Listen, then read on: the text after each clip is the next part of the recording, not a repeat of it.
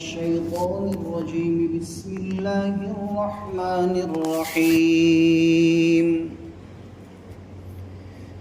إن الذين آمنوا والذين هادوا والنصارى والصابئين من آمن بالله واليوم الآخر وعمل صالحا فلهم أجرهم عند ربهم ولا خوف عليهم ولا هم يحزنون وإذ أخذنا ميثاقكم ورفعنا فوقكم الطور خذوا ما آتيناكم بقوة واذكروا ما فيه لعلكم تتقون ثم توليتم من بعد ذلك فلولا فضل الله عليكم ورحمته لكنتم من الخاسرين۔ بے شک کہ وہ لوگ جو ایمان لائے اور جو یہودی ہے اور جو نصرانی ہے اور جو فرقہ صابیہ سے تعلق رکھتے ہیں وہ اللہ پر اور آخرت کے دن پر ایمان لے آوے اور اچھے اعمال کرے تو ان کو ان کا ثواب ملے گا ان کے رب کے پاس، اور ان پر کوئی خوف نہیں ہوگا اور وہ غم زدہ نہ ہوں گے۔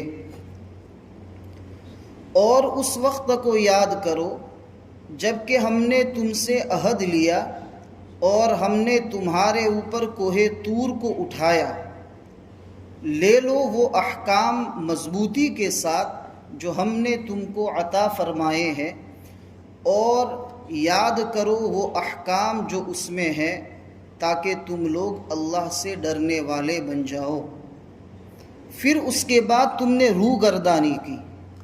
روگردانی کی یعنی تم نے پیٹھ پھرائی، اعراض کیا۔ اگر اللہ کا فضل تم پر نہ ہوتا اور اللہ کی رحمت تم پر نہ ہوتی تو تم لوگ نقصان اٹھانے والوں میں سے ہو جاتے۔ اور البتہ تحقیق کہ تم نے جان لیا ان لوگوں کو جنہوں نے سنیچر کے دن میں حد تجاوزی کی تم میں سے، پھر ہم نے ان سے کہا کہ بن جاؤ ذلیل بندر۔ ہم نے ان کو آگے والوں کے لیے عبرت بنایا اور بعد والوں کے لیے اور اہل تقوی کے لیے نصیحت کا سامان بنایا۔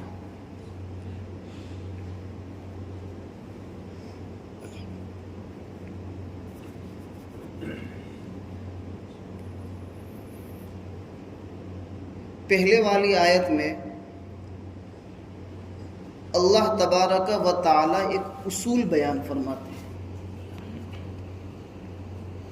اصول یہ ہے کہ اللہ پر اور آخرت کے دن پر جس کا ایمان ہوگا اور اس کی زندگی میں عمل صالح اور اچھے اعمال ہوں گے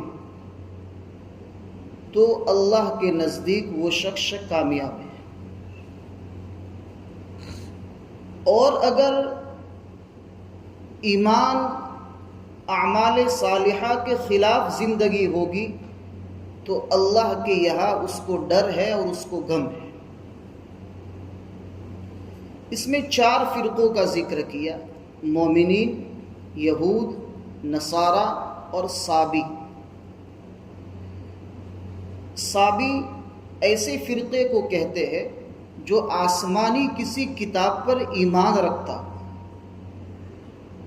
کسی نہ کسی کتاب پر وہ ایمان رکھتا ہو، چاہے وہ زبور پر ایمان رکھتا ہو، چاہے صحف ابراہیم پر ایمان رکھتا ہو یا صحف موسیٰ پر اس کا ایمان ہو، کسی نہ کسی آسمانی کتاب پر اس کا ایمان ہو، ایسے فرقے کو صابی فرقہ کہتے ہیں۔ جیسے یہود ہے وہ توریت پر ایمان رکھتے ہیں، نصارہ انجیل پر ایمان رکھتے ہیں، مومنین تمام آسمانی کتابوں پر ایمان رکھتے ہیں، اسی طریقے سے صابی بھی کسی نہ کسی آسمانی کتاب پر ایمان رکھتے ہیں۔ اصل میں ہمارے دماغ میں ایک ہی بات ہے کہ آسمانی کتابیں تو 4 ہیں، توریت، انجیل، زبور اور قرآن۔ ایسا نہیں ہے، آسمان سے اترنے والی کتابوں کی تعداد 104 ہے، ٹوٹل تعداد 104 ہے۔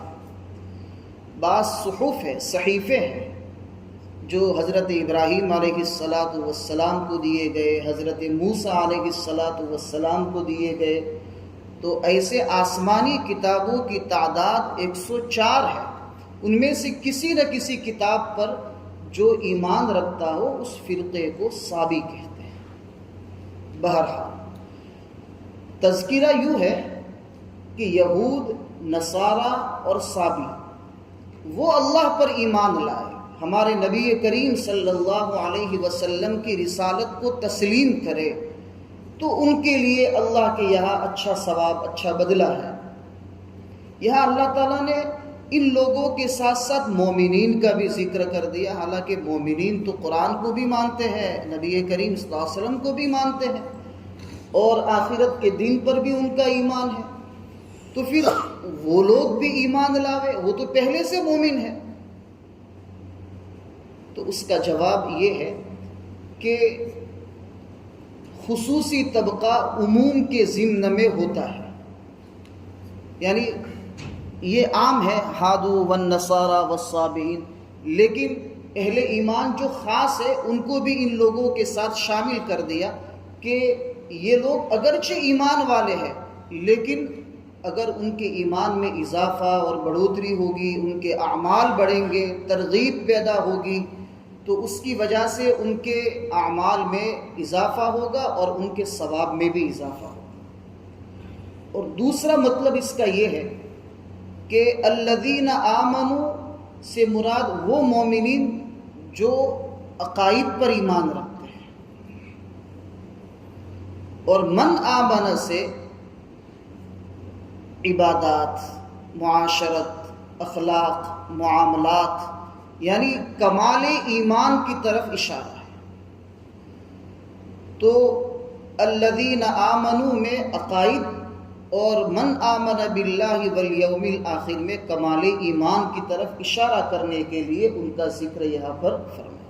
یہ علمی بات ہے، علماء سمجھیں گے، عوام کو ذرا پلے نہیں پڑے گی، لیکن اللہ کرے کہ سمجھ میں آ جائے۔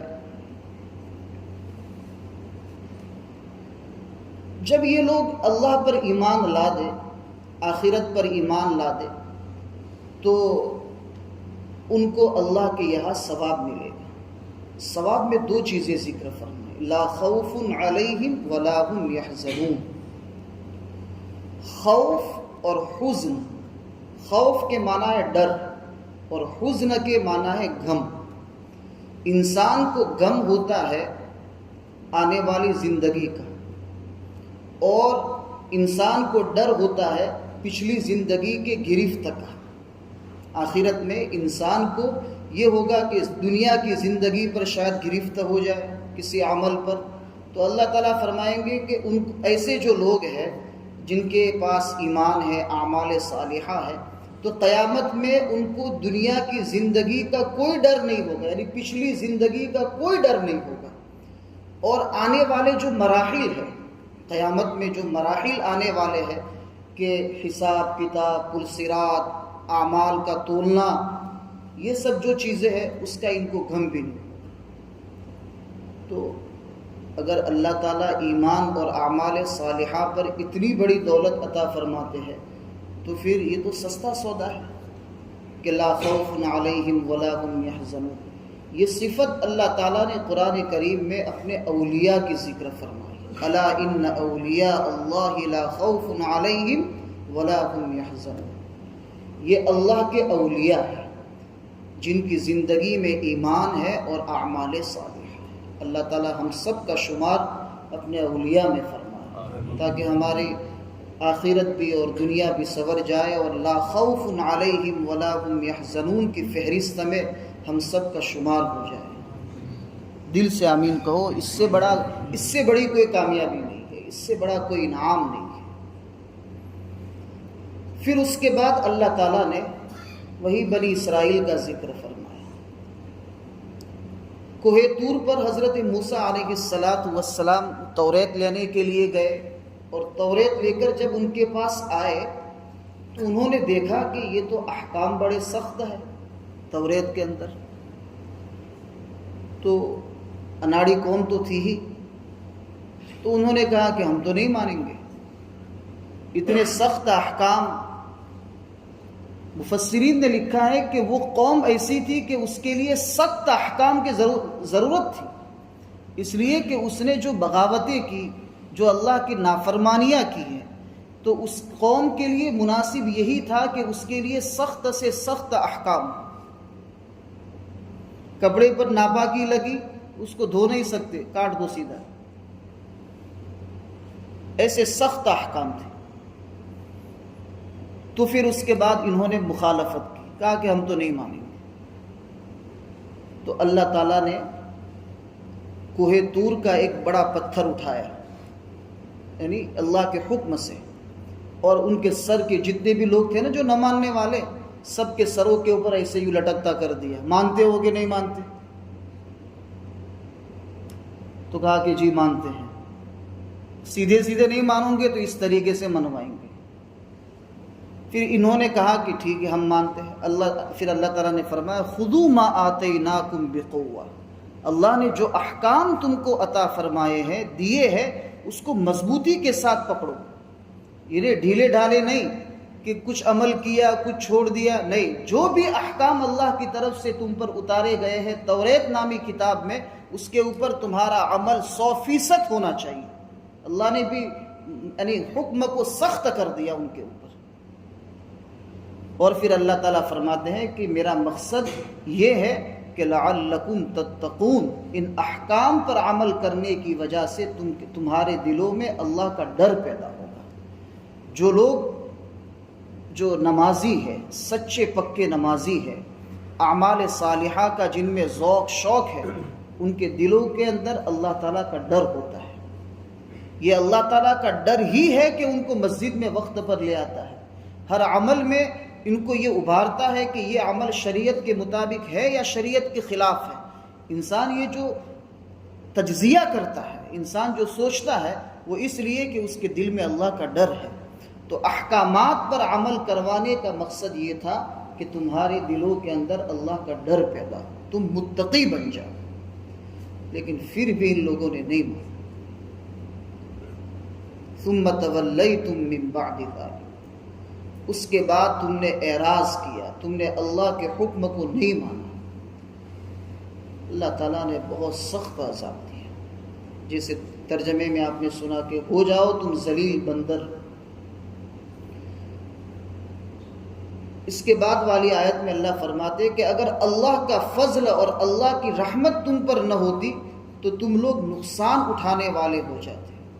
یہ نبی کریم صلی اللہ علیہ وسلم کے زمانے میں جو یہود تھے، ان میں سے جو ایمان لائے، اور دوسرے جو صحابہ تھے جنہوں نے یہ باتیں سنی اور سمجھی اور ان کا ایمان مضبوط ہوا، یہ قرآن کریم کی برکت سے اور اسلام کی برکت سے۔ فضل اللہ سے مراد اسلام ہے اور ورحمتہ سے مراد قرآن ہے۔ یعنی اللہ کا اسلام اور اللہ کا قرآن نہ ہوتا تو صحابہ تم نقصان اٹھانے والے ہو جاتے، یا جو یہود ایمان لائے تھے وہ نقصان اٹھانے والے ہو جاتے۔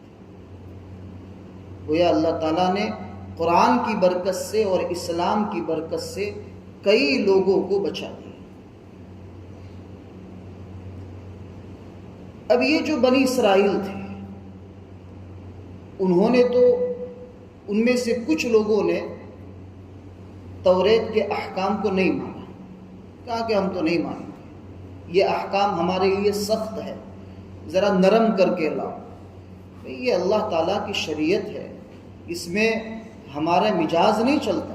وہ تو اللہ تعالیٰ جس قوم کو جو حکم دیتا ہے، وہ اللہ تعالیٰ اس قوم کے لیے جو احکام مناسب ہوتے ہیں وہی دیتا ہے۔